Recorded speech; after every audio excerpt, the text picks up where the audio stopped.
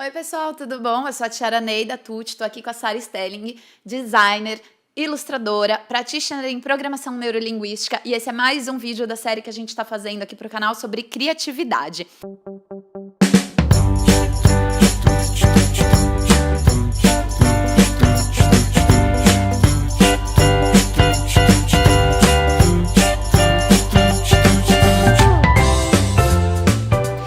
Hoje eu queria fazer mais uma pergunta para a Sara e falar sobre...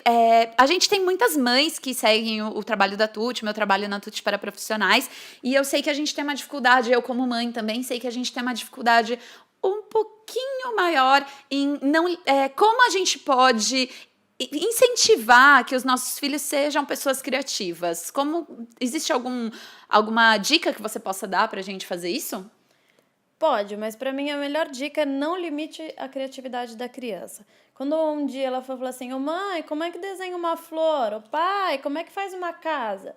Você pode ensinar aquele tradicional que a gente faz, a margaridinha ou aquela casinha que é um triângulo e puxa ali em cima. Pode, mas não é só aquilo. Pede para ela olhar em volta, fala assim, quantas casas você está vendo aqui? Agora vamos desenhar essa, agora vamos desenhar aquela. Pega 5 flores diferentes e pede para ela desenhar mais ou menos parecido.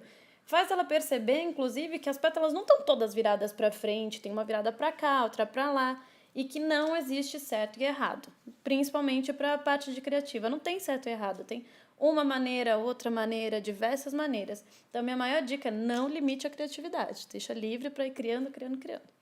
Legal, a Alice tem uma coisa dela que eu acho muito engraçada, não foi algo que eu acho, né, que eu não ensinei, se eu ensinei foi inconsciente, mas que às vezes ela faz algum desenho diferente do que a gente tá acostumado, faz um B invertido, e aí eu viro e falo assim, filha, mas não é assim. Aí ela vira e fala assim, mas eu estou fazendo do meu jeito. E eu falo, então tá bom, então pode fazer do seu jeito. Eu tenho um pouco de medo de que o mundo, até eu mesma, né, e o pai, em algum momento a gente sem querer, acabe podando isso, falando, mas desse jeito as pessoas não vão entender, mas às vezes vão, né? Porque realmente ela pode ter o jeito dela de fazer as coisas. Aí entra na hora do diálogo, fala assim, que lindo que é o seu jeito, que incrível, nossa, é realmente diferente de todos. Existem momentos que você vai ter que fazer o B assim, mas quando você tiver momentos que pode usar o seu B, eu acho que tá incrível. Porque a criança entende, o que a gente explicar, ela entende. Fala assim, tem hora que você vai ter que escrever desse jeito, mas quando você tá fazendo uma coisa sua, faz livre aí. Porque vai chegar uma hora na escola, a prova vai dar como errado, mas tem que explicar pra ela que existe um momento que dá pra usar, aplicar o B ao contrário, dá pra desenhar do jeito que for. E que linda que ela já tem o jeito dela. E aí, agora, só divagando um pouco mais, que é essa questão da escola, né? Como a escola tem esse poder de tolir a nossa criatividade, né? Porque eu amo a escola da Alice, a gente procurou por uma escola que levasse isso muito a sério, que deixasse isso muito livre, mas eu sei que tem muitas outras escolas que, infelizmente, tolhem muito mais, né? É um desperdício, né? De vários talentos que você vê, porque tem que encaixar as pessoas nessa caixinha, né? É assim que tem que ser feito. Tem isso, e acho engraçado porque depois vai virar um empresário, e aí o chefe vai falar assim, tem uma solução criativa para a empresa, e aí a pessoa vai trabalhar e falar, poxa, eu fui treinada a não ter criatividade, eu fui treinada a sempre fazer do mesmo jeito, senão o outro estava errado, como é que assim, do nada agora eu tenho que ser? E infelizmente a escola, em alguns padrões apostilados, porque existem diversos métodos de ensino, é muito de cópia mesmo. Aí você olha pro amiguinho, ele tirou 10 e fez aquele estilo de desenho, você tirou 5, então sinal de que o seu desenho tá errado. E eles não explicam que para aquela maneira, que é como a gente falou do B, tem hora que o B tem que ser virado para cá e tem hora que você pode fazer do jeito que você quiser. Então tem que ter diálogo, tem que ser conversado sim. E eu tive a sorte de, na primeira infância, estudar no ensino Waldorf, que lá exatamente não tinha essa competição, porque escola tradicional é muito isso, né? É muito nota, é muito certo e errado, é muito 8 ou 80. Mas quando eu tive que mudar, que eu fui para o sistema apostilado mais tradicional, foi um susto. Eu lembro de eu criança falando, nossa, até então tinha essa de errado. Eu lembro o meu primeiro 3, que eu fiz para aula de artes, nossa, eu desenhei, fiquei horas desenhando, porque eu sempre gostei. E a minha professora me deu 3. De 10? De 10. E o meu amigo fez um risco verde, um risco azul e um menino voando e tirou 10. E aí eu falava, mas você olha em volta, o céu não é um risco em cima, o chão não é um risco embaixo e o ser humano não fica voando. Eu até gostaria, mas não era assim. E ele tirou um 10. Então eu cheguei muito chocada em casa, que eu lembro que a minha mãe conversou e falou assim, não, ela deve ter pedido algo específico, tá na hora de você atender atividades específicas e o seu desenho mais aberto, mais livre, você pode fazer para outra coisa. E foi aí que eu comecei, até fiz minha primeira exposiçãozinha brincando. Então dá para usar a criatividade para outro, falar, mas tem que ter diálogo, né? Tem que ter diálogo.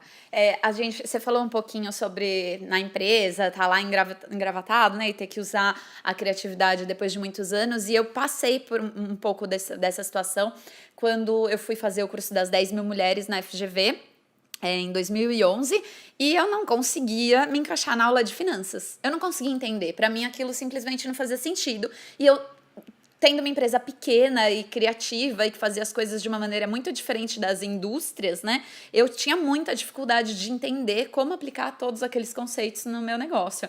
E assim, eu precisei estudar muito fora da escola para conseguir me entender com o professor e entender os nomes que ele dava para as coisas, que os meus eram um pouco diferentes, para conseguir, depois de bastante tempo, com muita criatividade e muita paciência do meu professor, fazer um modelo de precificação. E aí, na verdade, eu desenhei um método de precificação para minha empresa, depois que eu consegui entender tudo aquilo e fiz de forma criativa. Então, assim, a minha planilha de precificação, ela provavelmente não vai ser usada em nenhuma grande empresa, porque ela não condiz com a realidade das grandes empresas. Mas eu tive que ir ali combinando muitas coisas que eu já sabia, muitas coisas diferentes para conseguir chegar num método, num modelo que se adequasse ao que eu precisava.